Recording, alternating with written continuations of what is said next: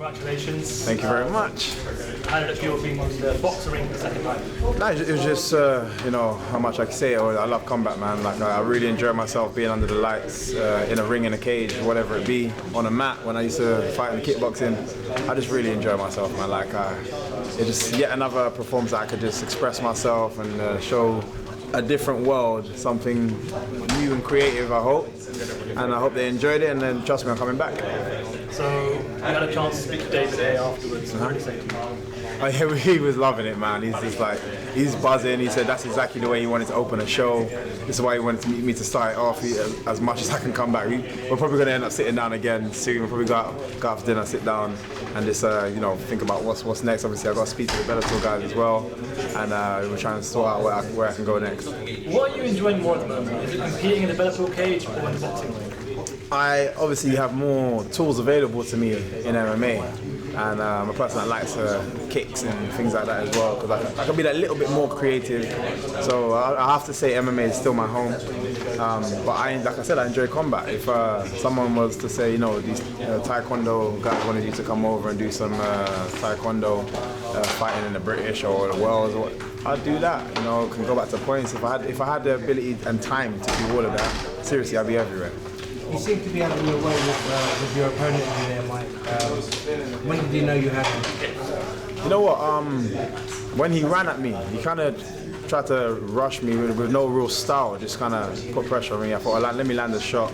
And a lot of the times it puts people on a back step, so they end up losing their timing. And because I'm taller than him anyway, that's definitely something you don't want to, you know, lose. It's something that he should have taken his time to figure out. So he should have gone there a lot more slow, a lot more composed, and actually tried to get his timing correct. But obviously that's to do with his camp. So yeah, immediately after that, I knew he's now too far away now to actually do what he wanted to do, and just from then.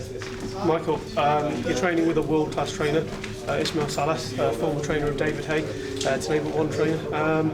How does he adapt to your style? Because obviously that's an MMA style. Boxing fans aren't used to that, and you're coming in with a very unorthodox but fan-friendly, might I just say, watchable performance. It's with Salas, it's more a case of I just get to do extra work to develop my muscular endurance. It's not he himself already knows, like, it's a style that even for him it's like it's something that he's not even used to seeing, not even used to coaching, and he's just like, I just want you to work non-stop, be you the whole time, non-stop. I do my main rounds and stuff at London Shoot Fighters still.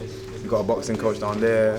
My coaches, Alexis and Paul, they have a boxing background as well, and they help me mainly with actually converting my style into different elements. So whether it be boxing, whether it be mixed martial arts, and they help me the most. Yeah. What's the most challenging part of the matchmaking? We spoke about it a little bit about just earlier on. Yeah. You know, you look online, people like you choose fights on the winning record.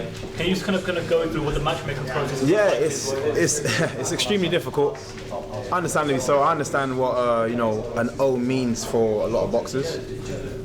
For a lot of anybody in combat, it means a lot in terms of their next paycheck. It means a lot in terms of the development in their career, their fans, their social, everything increasing. So we're like, yeah, that guy's got a, you know, good record. So let's call him out. You know, 10-2, 10-0. He's 12-0. He's 12-1. Whatever it is, and they're like, not interested. Like, they got a career that they want to improve. They don't want to be on TV with that happening to them, because, and I understand it, that it knocks them back slightly.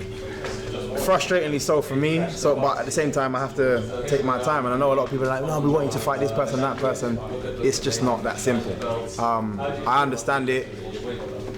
Hopefully, you know, I want people to start thinking, now, you know what, I can get the better of him, and they take that risk and jump in there, and yeah, you'll see it when you see it. So for a betting man, do we see you compete next to the Bellator cage or the boxing ring? I think it takes a little while to kind of get the promotional side and just the opponents and stuff in terms of the MMA, and you know, in terms of what show they want, because they have a plan of what show they want me on, and they're businessmen, so they understand exactly what the best thing to do is. So it's a bit more of a chess game there.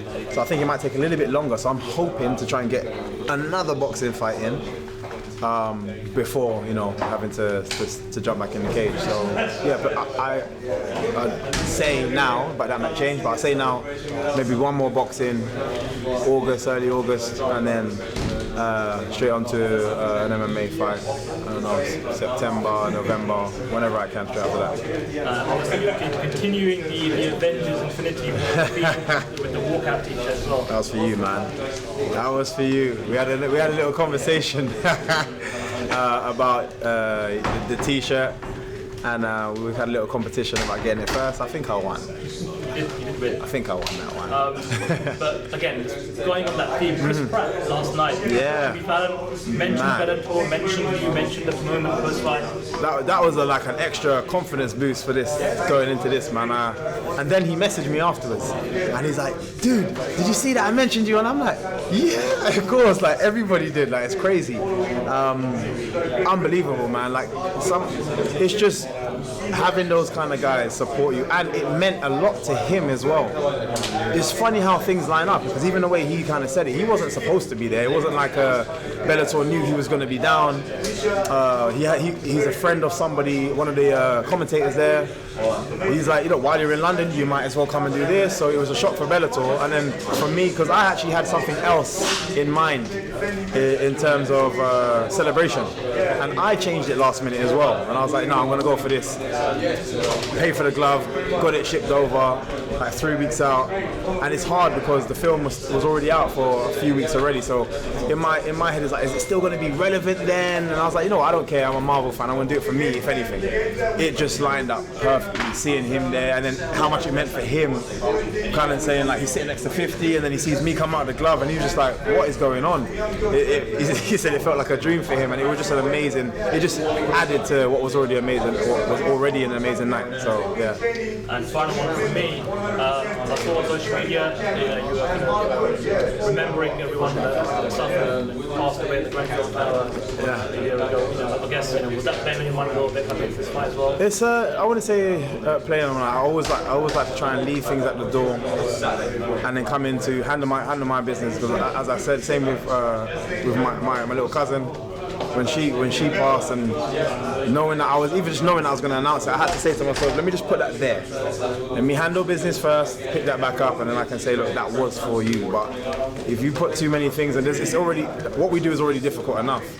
So it's you know, that's my area from where I was raised, like northwest, West London.